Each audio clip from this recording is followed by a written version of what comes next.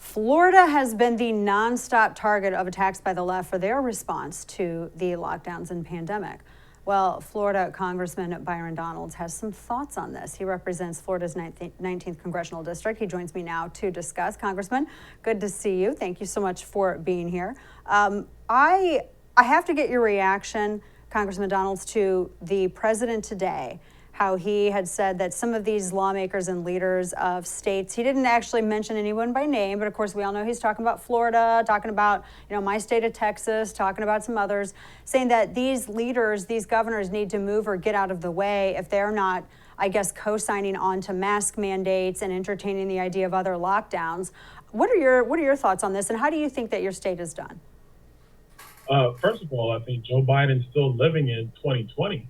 When there weren't vaccines, when we didn't know much about COVID-19, and frankly, how people could actually live their lives while also managing the pandemic. It's very clear he wants to stay there. Number two, and more importantly, I think it's important for the president to understand that many Americans have been vaccinated. Our state of Florida has done a fantastic job with vaccinations. Frankly, we were leading the country with respect on how to disseminate and dispense vaccines across our population in the most efficient manner possible.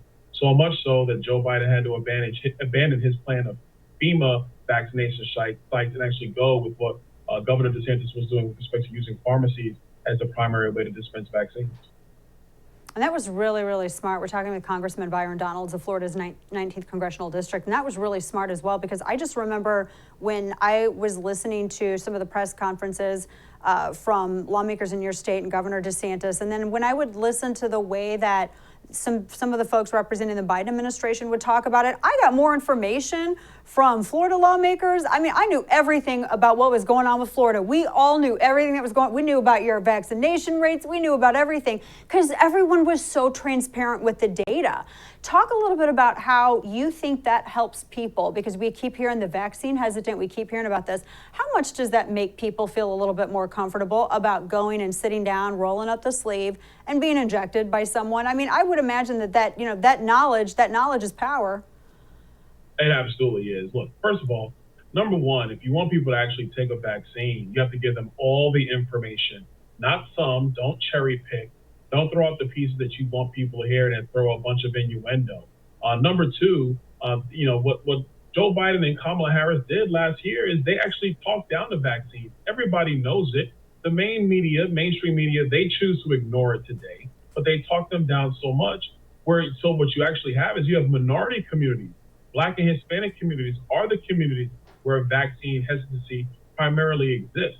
But number three, and more importantly, if you want people to get vaccinated, the key thing you need to do is put out the information right now about what hospitalization rates are and death rates are with people who are vaccinated versus people who are not vaccinated. And the other key important information is this. Talk about people who've had COVID-19 already, but who have not gotten vaccinated and what that information is.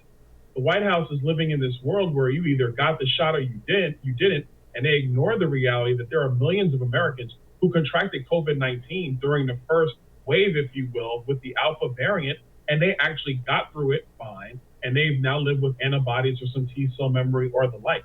Talk about that group of people too. That's the information that needs to be disseminated by this White House. Yeah, that's incredibly important as well, talking with Congressman Byron Donalds on this, and super important. And I really wish we would have gotten that from the administration, because people, they act like those who have questions or who are concerned about vaccinations with kids or anybody else, that we're doing it to be petty or political. And it's not. I mean, it's coming from a place of genuine health concern. Now, to that point with kids, Governor DeSantis, there was a remark that he had made. It went another viral video. He's had several of them in the past. Every Florida lawmaker at some point, and I'm sure you're like right there, every point in one of these Florida lawmakers' lives, y'all say something and it goes viral. It makes really great sense, and we're like, gee, why can't we have those people represent us in our state? But there was a discussion about masks for kids. And obviously, Governor DeSantis is not going to have a Florida mandate for masks on kids in schools. Jen Psaki was addressing it at one of the press conference yesterday, also made mention of it today, just thought it was kind of irresponsible, was the intimation.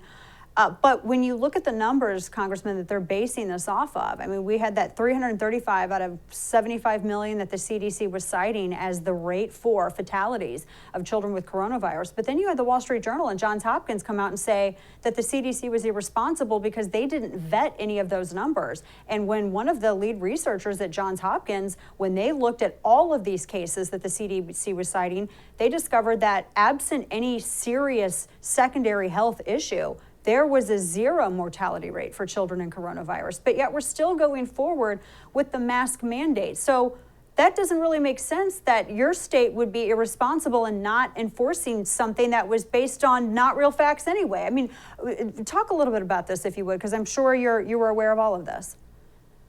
Listen, our state has actually been through the time in the pandemic where we sent our kids back to school. A lot of them were masked, some of them were not, but the vast majority were.